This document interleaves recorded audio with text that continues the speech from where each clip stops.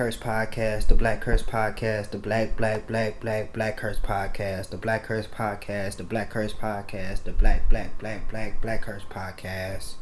Woo! BlackCurse podcast.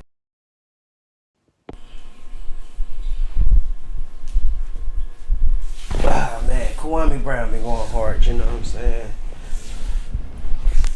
Kwame Brown versus All the Smoke. Kwame Brown versus Charlamagne the God, Stephen A. Smith, all these people. The thing about it is this. I feel like with Kwame Brown, when you beat up on somebody and you constantly drag their names through the media, I don't care who you is or what you are, the bullies of the world, you know what I'm saying? It's gonna come a point in time where the person you're bullying is gonna fucking fight back. It's just that simple. I'm 5'4", man. I had bullies throughout my life, you know. I don't give a fuck. It ain't stop shit. Like, I don't care. I don't give a fuck about a bully. I fight a bully back. You know what I'm saying? I'm 5'4". I don't care. You know what I'm saying? So, with that being said, with Kwame Brown, even though I know he's 7 foot tall, he's big, he's, you know, he's massive as a man from his physique standpoint. The way the media would like drag him down and say things about him, and this is my point of view about the NBA. Anybody who plays 10 years in the NBA is a phenomenal basketball player. I don't think being in the NBA, you gotta think it's like 15 people on each teams or whatever. What is it? 32 teams or whatever. How many ever teams it is? It's like 15 spots on it. You know what I'm saying? It's different as opposed to the NFL where it's like 52 players on. You have to have 52 players on the bench. You know what I'm saying? For you to be considered an NFL team. NBA is only 12, 15. So that's like cut more than half, or you know what I'm saying? But anyway. Kwame Brown played in the NBA for 10 years. I remember vividly when he first came to the league. I knew he was a number one pick by the Wizards. And I remember he was being a number one pick because my dad was around me at that time. And around my dad is a very Michael Jordan. He's a big Michael Jordan fan. My dad used to wear the like champion jerseys with Michael Jordan, you know what I'm saying? Like that was the jerseys back in the 90s. Like my dad used to wear that shit all the time. Like he had the black Michael Jordan jersey, he had the red Michael Jordan jersey, he had the Jordan shoes. He was that guy. He was that to me. Like, you know, he presented Jordan. He had the 23 and the 45, you know what I'm saying? He was a big Jordan fan, you know. So anyway, when he came back to the league, my dad was around my life at that moment, at that time. And I remember watching the draft and Kwame Brown being the number one pick for the Washington Wizards or whatever. And I remember like me and my dad watching the preseason game and a couple season games of the Washington Wizards at the time because fucking Michael Jordan was on the team. And when I used to watch Kwame Brown, he wasn't that bad of a player. He wasn't horrible. He wasn't. In a realistic sense, a player coming out of high school going to the NBA to me is like, that's like such a big difference that anybody who can hang with those grown men and they're 18 years old, you ain't been cut, you ain't been like, you know, you play 10 years in the NBA, bro, you're not trash. You know what I mean? Like, you're not trash.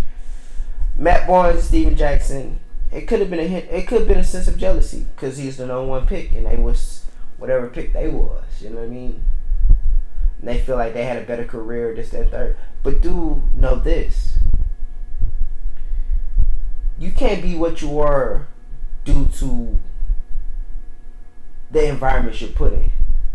With that being said, an 18-year-old Kwame Brown, who's possibly was maybe just a role player in the NBA. However, he was the best player in that draft. Well, the prediction was he was the best player in the draft. Literally, that was the predicament. And he get drafted to the worst fucking team in the world, the fucking Washington Wizards. They had fucking Popeye Jones and Jahadi White or what? And I know Jahadi White was on the fucking team because he's from fucking St. Louis. You know what I mean? Like trash. So all I'm saying is like you're drafted when you're considered the best player in the draft.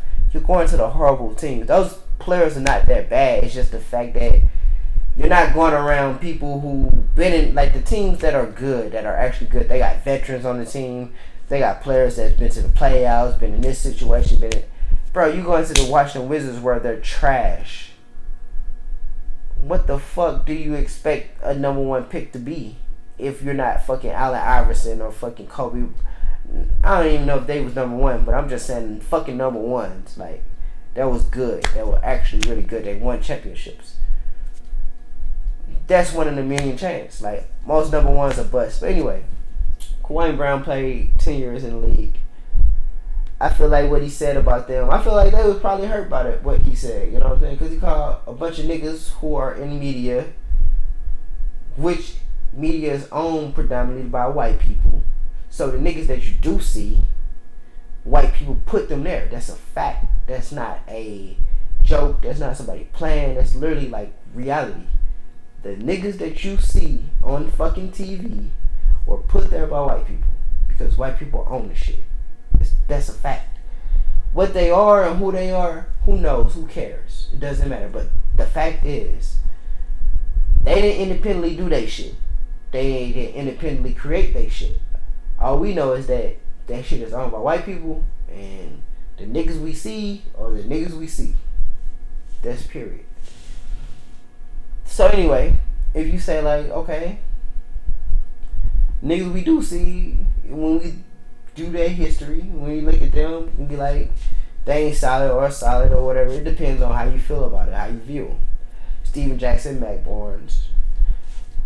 Yeah, they won championships in the league. You know what I'm saying? That's hard to do. That's hard to be a role player on those type of teams. But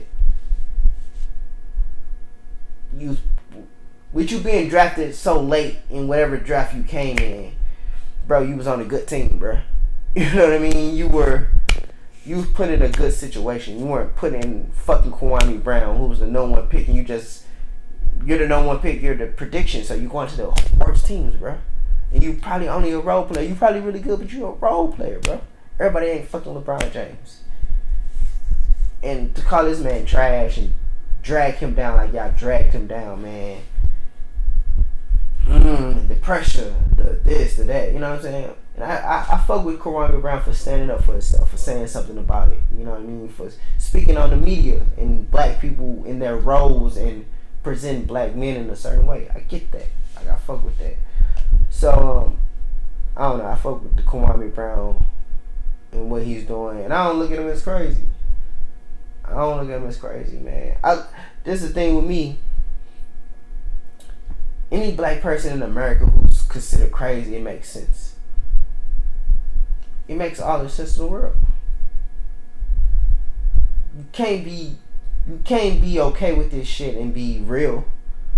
The motherfuckers who aren't okay with this shit are the people who are actually living in reality, who understand this shit, who understand no man can be subjected to these things. No black man can be subjugated to fucking saying black men get fucking killed and this shit been shown all over the screen and you do absolutely nothing about it. You didn't shoot nobody, you didn't kill nobody, you didn't rise up, you didn't fucking present dominance in no kind of fucking way. Yeah, like, we are gonna consider that person crazy. Are they really crazy for seeing something and actually want to do something about it or whatever, or say something about it or anything? You know what I'm saying? So I don't see all he's doing is talking. I can't see a black man who's just talking and saying he disagree. He's just talking and then people say he's crazy, they should be scared of him or fear him. That don't make no sense. He's just talking. Literally. A black man just talking, just speaking his mind. Bro, you don't see these niggas out here killing white folks or doing nothing crazy or creating uprisings and all that shit, bro. You see these people chilling. And they have a strong opinion about something and people want to knock them down for just having a strong opinion. No, that's not crazy, bro. That makes all the sense in the world. That's That's very nice of them to do that. Kwame Brown was 7 feet tall, big, this, that, and third. And he ain't did nothing crazy. All he did was just say that, like, you motherfuckers are cockroaches and you're fucking bullshit ass media people. That white people put you in a position, which is actually to a certain degree true. White people did put you in that situation. Whether you're a cockroach, who knows, who cares? Only you know that. Only you can go to bed and fucking know if you're a fucking cockroach. You know what I mean? But that's his opinion. That's how he see it. And for all the backlash, for all the whatever coming from the people that are presented to the world through white people, like, it makes sense that y'all would say something. You know what I mean? If I was in y'all position, if I was backed by the white people, I'm not saying shit. Kwame Brown can say what the fuck he want to say. He ain't getting paid off the shit. I am. You know what I mean? I don't know. If I was in y'all position, I'd be a little bit different. But the very fact that you guys respond to him says a lot about all of you guys. You know what I mean? Why respond to somebody who's not a threat, who doesn't even mean for real no harm? He just speaking his mind or opinion. Anyway, Kwame Brown, I fuck with it.